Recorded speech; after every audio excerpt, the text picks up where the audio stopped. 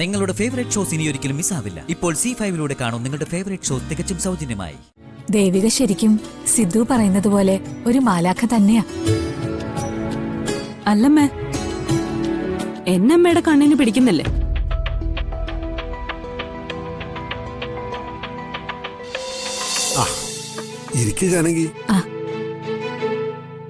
മുത്തശ്ശൻ വന്നപ്പോ അമ്മയും കൂടി കൂട്ടിയിട്ട് വരായിരുന്നു. നല്ല കഥയായി. ഞാൻ വിളിച്ച അവള് വരണ്ടേ? അമ്മ ഇതേവരെ എന്നെ ഒന്ന് വിളിച്ചിട്ട് കൂടിയില്ല. എന്താ മുത്തശ്ശ അമ്മ എന്നോട് മിണ്ടാത്തത്? അമ്മയുടെ കാര്യമൊന്നും മോളിപ്പോ നോക്കണ്ട. അതല്ല ശരിയാവും. അല്ലേ ജാനകി? അതെ അതെ. മക്കളെ, മുത്തശ്ശൻ ഒറ്റയ്ക്കാണോ വന്നേ? അതെ മോളെ, സിദ്ധുവിന്റെ മരുന്ന് സ്വാമി അച്ഛൻ അയച്ചിരുന്നു, അതും കൊണ്ട് വന്നതാ. ഓ മുത്തശ്ശ, അമ്മയ്ക്ക് എങ്ങനെയുണ്ട്? സുഖാണോ? അവളോട് സുഖമായിട്ടിരിക്കുന്നു.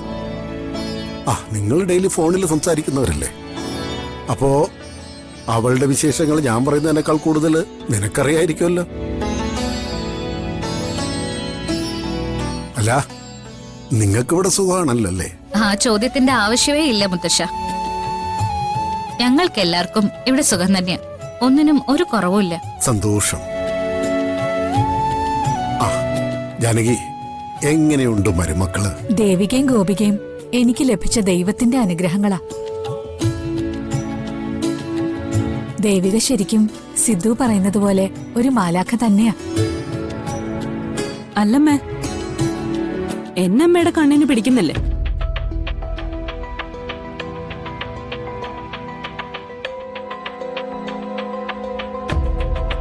അയ്യോ മോളെ, ഞാനതൊന്നും അല്ല. അഞ്ജിത് ചോദിച്ചതിൽ എന്താ തെറ്റ്? ജാനകിയുടെ മരുമക്കളെ പറയുന്നതിനോടൊപ്പം അഞ്ജിതയെ കുറിച്ചും പറയണമായിരുന്നു. എന്താ, അവൾ ഈ വീട്ടിലെ മരുമകളല്ലേ? പിന്നെ എന്തിനാ ഇവളെ അവഗണിച്ചത്? എന്റെ മോന്റെ ഭാര്യ ആയതുകൊണ്ടാണോ? അയ്യോ എന്റെ പൊന്നുമായെ, ഞാൻ അങ്ങനെയൊന്നും ചിന്തിച്ചിട്ടേയില്ല. അഞ്ജിതയും ഞാൻ എന്റെ മരുമകളായിട്ട് തന്നെയാ കണ്ടിരിക്കുന്നെ. എന്നിട്ട് എന്തുകൊണ്ട് അവളെ കുറിച്ച് പറഞ്ഞില്ല? എന്താ ഇത്? ഇതൊരു നിസ്സാര വിഷയമല്ലേ, വിട്ടേക്ക്. മുത്തശ്ശൻ ഇത് നിസ്സാര വിഷയമായിരിക്കും, പക്ഷെ എനിക്കിത് വലിയ വിഷമമായി. മോളെ, ജാനകി മനഃപൂർവ്വം നിന്നെ മറന്നതൊന്നുമല്ല. ഇപ്പൊ പറഞ്ഞത് കേട്ടില്ലേ, നീയും ജാനകിയുടെ മരുമകൾ തന്നെയാന്ന്. പിന്നെന്താ? അഞ്ജിതേ മോളെ, ഇത് നമ്മുടെ വീടല്ല, അതുകൊണ്ട് നിസ്സാര കാര്യങ്ങൾക്ക് പ്രശ്നം ഉണ്ടാക്കാൻ നിൽക്കരുത്.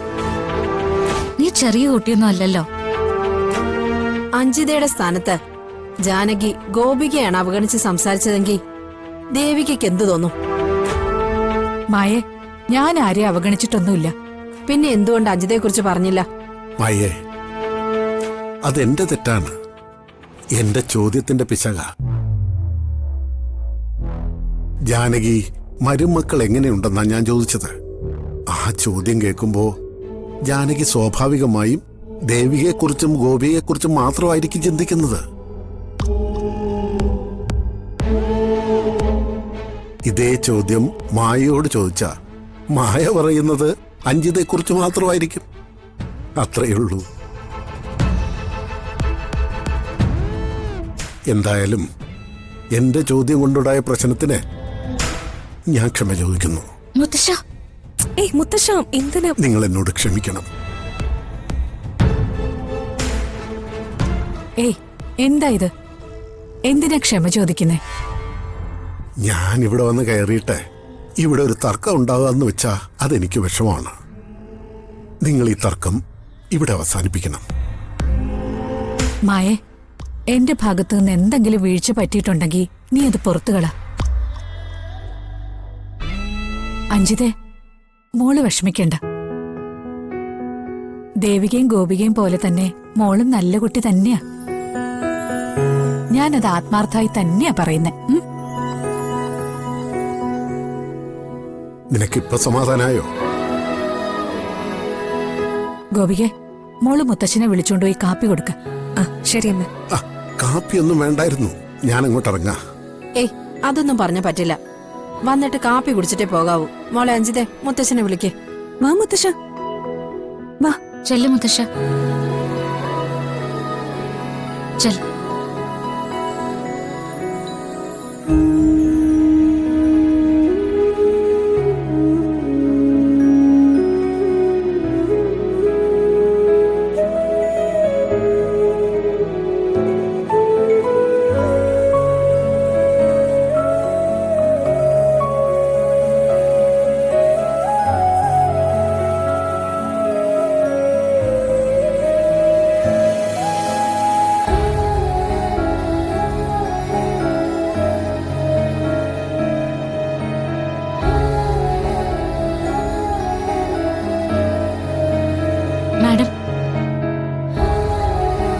മാഡം, അഞ്ജിതയുടെ സംസാരം മാഡത്തിന് വിഷമായോ? ഏയ് സാരമില്ല, അവളുടെ പ്രായം അതാണല്ലോ.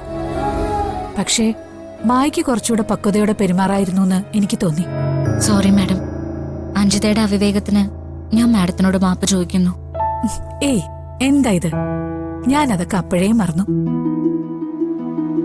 ജീവിതത്തിൽ ഇത്തരം കാര്യങ്ങളൊന്നും സീരിയസ് ആയിട്ട് എടുക്കാൻ പാടില്ല. ഒരു ചെവി കൂടെ കേൾക്കുക, മറു ചെവിയിലൂടെ കളയുക.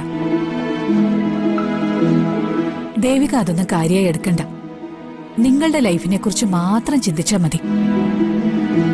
മുത്തശ്ശൻ കൊണ്ടുവന്ന മരുന്നുകൾ കൊടുത്ത് സിദ്ധുവിനെ എത്രയും പെട്ടെന്ന് സുഖപ്പെടുത്തിയെടുക്കണം. ക്ഷേത്രത്തിൽ പോയി കുട്ടന്റെ പേരിൽ പൂജയും വഴിപാടൊക്കെ നടത്തിയിട്ട് മരുന്ന് കൊടുത്തു തുടങ്ങാം മാഡം, അതുപോരെ? നല്ല കാര്യ ദേവിക പറഞ്ഞത്. എന്തിനും ആദ്യം വേണ്ടത് ദൈവാനുഗ്രഹമാണല്ലോ. എന്നാ പിന്നെ വൈകിക്കണ്ട, നമുക്ക് സിദ്ധുവിനെയും കൊണ്ട് ഇപ്പൊ തന്നെ ക്ഷേത്രത്തിലേക്ക് പോവാം. ആ, ദേവിക പോയി പെട്ടെന്ന് റെഡിയായിട്ട് വാ. ചെല്ല്.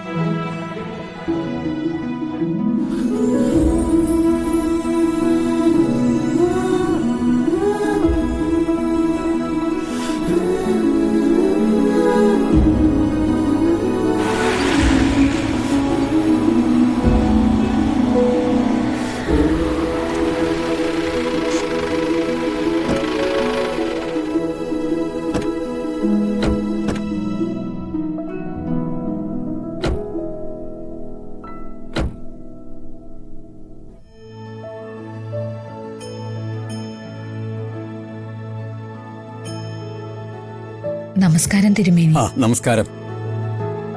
ഞങ്ങള് വന്നത് സിദ്ധുവിന്റെ മരുന്നൊന്ന് പൂജിച്ചു വാങ്ങാൻ വേണ്ടിട്ടാ. തിരുമേനി അതൊന്ന് പൂജിച്ചു തരണം. അതിനെന്താ, പൂജിക്കാലോ.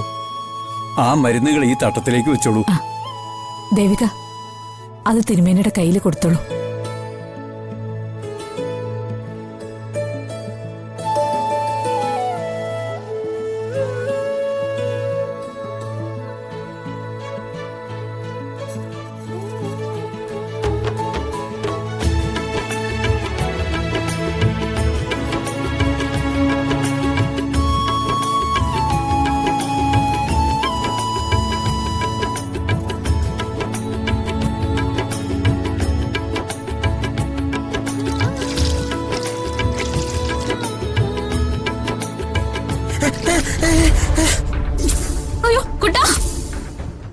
ഡൗൺലോഡ് ചെയ്യൂ C5 ആപ്പ്. കാണൂ എല്ലാ എപ്പിസോഡുകളും സൗജന്യമായി.